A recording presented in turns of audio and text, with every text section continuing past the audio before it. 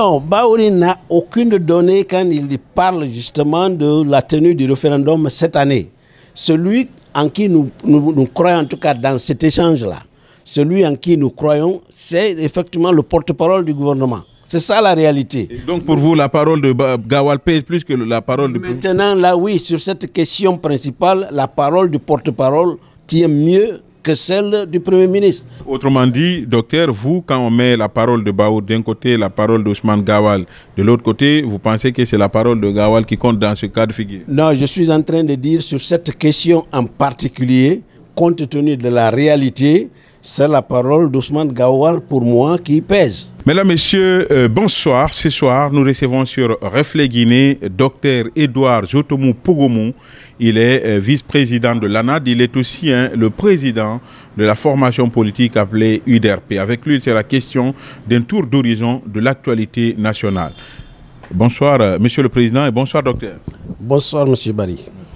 Première question. Récemment, le Premier ministre a animé une conférence de presse. Bahouri signe et persiste. Il est clair, il est catégorique. Le retour à l'ordre constitutionnel sera effectif cette année. Il a parlé du référendum, de l'organisation de la présidentielle, mais aussi des législatives. Vous y croyez? Bien, merci pour la question encore une fois. Personnellement, je n'y crois pas. Et je vous donne les raisons. Vous savez, d'abord, quelques semaines après justement la déclaration du président de la transition, et il y a eu une sorte de revers, une contradiction qui est venue du porte-parole du gouvernement qui mettait en doute justement la possibilité de pouvoir organiser toutes les élections à partir du moment où rien n'est fait encore sur le terrain, que ce soit sur le plan du RAVEC ou de n'importe quel autre acte, nous prouvons effectivement qu'on peut faire les élections dans le temps qui reste. En réalité, nous sommes à moins de 9 mois maintenant de la fin de l'année. Il y a la saison hivernale. Il y a le fait que aucun acte concret n'a été posé effectivement pour mettre en confiance les gens en ce qui concerne le retour à l'ordre constitutionnel. Le RAVEC, autour duquel on est en train de bâtir beaucoup de choses, sur lequel on veut se rabattre pour le fichier électoral, sans lequel on ne peut pas parler de référendum, parce qu'il faut des électeurs. Ce fichier électoral n'existe pas. Il y a une grève même au niveau des agents qui font le recensement. Dans ces conditions, quand est-ce que cette question sera résolue et combien de temps restera-t-il pour que les élections puissent se faire comme ils entendent? L'autre pan de l'inquiétude, c'est que nous sommes en train de parler du fait qu'on doit tenir des élections, mais qui ne tiennent pas compte en réalité même de l'ordre précédent dans lequel les choses devraient être, l'ordre dans lequel les choses devraient être faites en ce qui concerne l'ordre des élections.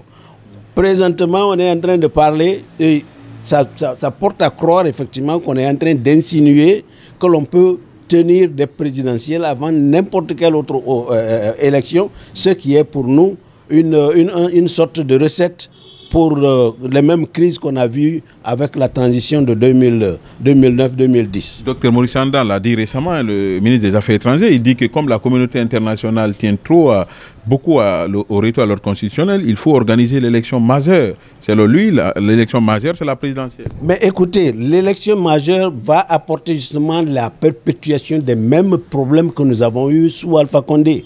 Remarquez qu'en 2009-2010, on a dit qu'il faut organiser les présidentielles d'abord. L'inconvénient là-bas, c'est que si on ne tient pas compte, justement, du fait surtout qu'on veut rapprocher les gens, on veut que les gens travaillent dans dans une atmosphère de collaboration.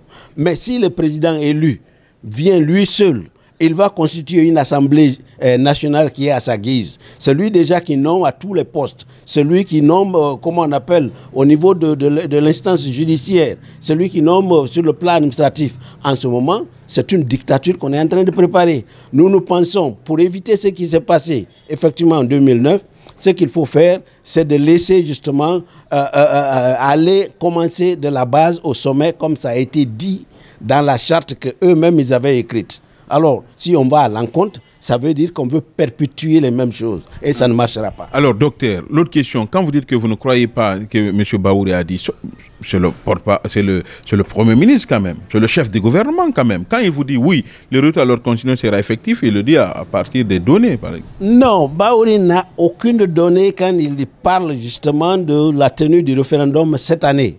Celui en qui nous croyons, en tout cas dans cet échange-là, celui en qui nous croyons, c'est effectivement le porte-parole du gouvernement. C'est ça la réalité. Et donc pour vous, la parole de Gawal pèse plus que la parole de... Maintenant, là oui, sur cette question principale, la parole du porte-parole tient mieux que celle du Premier ministre. Je l'ai dit à haute et intelligible voix, parce que c'est lui qui est en connexion directe, en contact direct avec disons, le CNRD et sa structure. Vous pensez que le Premier ministre n'est pas en connexion directe? Non, pas du tout.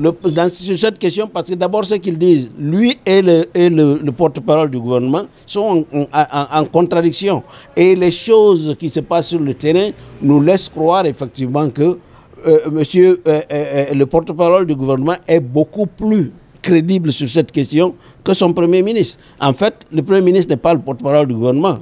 Il est le Premier ministre du gouvernement. Mais quand il y a des questions officielles, comment on appelle, des nouvelles essentielles à porter au niveau de la population ou de toutes les institutions intéressées par la transition, c'est le porte-parole du gouvernement qui porte effectivement la voix du gouvernement. Autrement dit, docteur, vous, quand on met la parole de Baour d'un côté, la parole d'Ousmane Gawal de l'autre côté, vous pensez que c'est la parole de Gawal qui compte dans ce cas de figure? Non, je suis en train de dire sur cette question en particulier, compte tenu de la réalité, c'est la parole d'Ousmane Gawal pour moi qui pèse.